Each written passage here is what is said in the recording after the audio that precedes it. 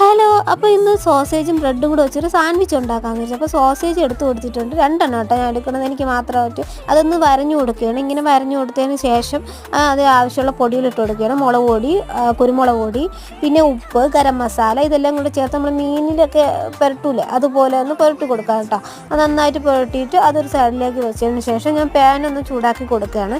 അതിന് ശേഷം ഞാൻ അതിലേക്ക് ബട്ടർ ആഡ് ചെയ്ത് കൊടുക്കുകയാണ്. ബട്ടർ ആഡ് ചെയ്ത് കൊടുത്തതിന് ശേഷം ഞാൻ ആ എടുത്ത് വെച്ചിരിക്കുന്ന ബ്രെഡ് ഒന്ന് എടുത്ത് മൂപ്പിച്ച് കൊടുക്കുകയാണ്. 2 സൈഡും ഒന്ന് മൂപ്പിച്ച് കൊടുക്കുകയാണ്. അത് കഴിഞ്ഞിട്ട് ഞാൻ അതിൽ തന്നെ സൺഫ്ലവർ ഓയിലൊന്ന് ഒഴിച്ച് കൊടുത്തിട്ട് നമ്മളെ സോസേജ് ഒന്ന് പൊരിക്കാനായിട്ട് നല്ല രീതിയിൽ ഇതാവണ്ട, എന്നാലും കുറച്ച് ഇതല്ലേ കരിഞ്ഞു പോകും. ആവശ്യത്തിന് ഇതാക്കിയതിന് ശേഷം ഞാൻ ഇതിലേക്ക് കുറച്ച് ടൊമാറ്റോ സോസൊക്കെ വെച്ചിട്ട് ഒന്ന് സ്പ്രെഡ് ചെയ്ത് കൊടുക്കുകയാണ് ബ്രെഡിൽ.